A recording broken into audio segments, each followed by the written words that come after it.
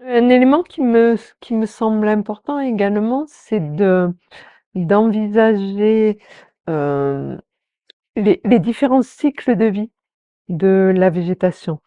Euh, une forêt de chênes, par exemple, c'est un écosystème qui va être normalement, entre guillemets, normalement, mais assez stable, euh, avec des individus qui sont potentiellement aptes à vivre plusieurs siècles.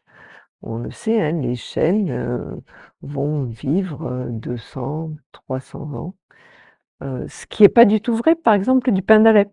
Le pin d'Alep est un pionnier, ou de l'élante, par exemple, hein, qui est un arbre dont j'aime bien parler également, qui sont des pionniers qui viennent sur des sols instables et qui, par pionnier, il faut entendre reconquête d'un sol. Et donc, dans cette idée de reconquête, on a il faut aussi entendre un écosystème qui va évoluer et qui derrière va amener d'autres types de végétaux.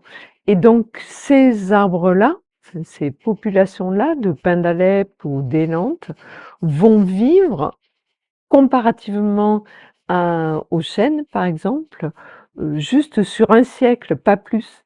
Alors, quand on dit un siècle, pas plus, pour moi, ça évoque un cycle court, quelque chose d'assez rapide, qui est quand même, si on le compare à nos propres temporalités, n'est pas si court, parce que nous, un siècle, c'est long.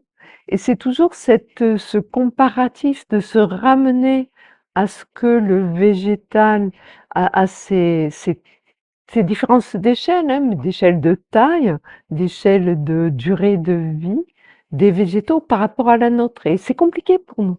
C'est compliqué parce que notre référentiel, c'est nous, c'est nos temporalités. Donc si un pin d'Alep ou un élante, c'est moins d'un siècle, si on se place à l'échelle de la végétation, c'est très court. À notre échelle, c'est long. Et donc c'est ce switch-là qui est difficile à faire et que quand on regarde les photos, peut-être qu'on a du mal à évaluer.